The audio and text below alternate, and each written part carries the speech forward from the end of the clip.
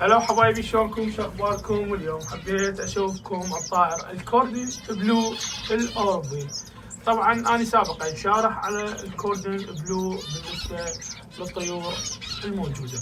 طبعا موجود الكوردن بلو الاوروبي واكو الافريقي اللي هو العادي اللي يصير خدوده حمر. طبعا مثل ما تشوفون الاوروبي يختلف كحجم، كالوان، كصفاء، كهدوء، يختلف عن الكوردن هذا. بس تغريده الاوروبي يختلف عن تغريد الافريقي اللي هو الحجم الاصغر من عنده، والاختلاف كان يعني هواي اكو اختلافات بالنسبه للالوان ماله والوضعيه. طبعا يجي ضخامه، الوان صافيه، الذكر والانثى واضح مثل ما تشوفون، يصير الانثى فاتحه والذكر يصير لا الزراق ماله اطول.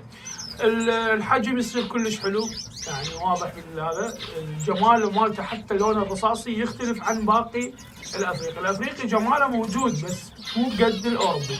دائما بالاوروبي يصير جمالهن احلى بعد بالنسبه للطيور الموجوده. هذا اسمه طائر الكوردن بلو الاوروبي، نفسه اللي هو يجي محتاجين عاليه. طبعا موجود نفسه اكو لون يصير على بياض، الزراق يتحول الى بياض او الخدود تصير الى بياض. مثل ما تشوفون الطيره اذا تشوفون بيها بياض، نسبه بياض. فيصير هسه البطن مالتها يصير على ابيض، يتحول الرصاصي الى ابيض بازرق هيك شيء. فهذا يصير لاتينو او البينو او كذا، او يجي كله ابيض.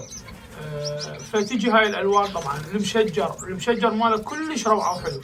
طبعا بالنسبه للكوردن بلو موجوده هوايه بعض الالوان، بعض الاشكال، هواي موجوده.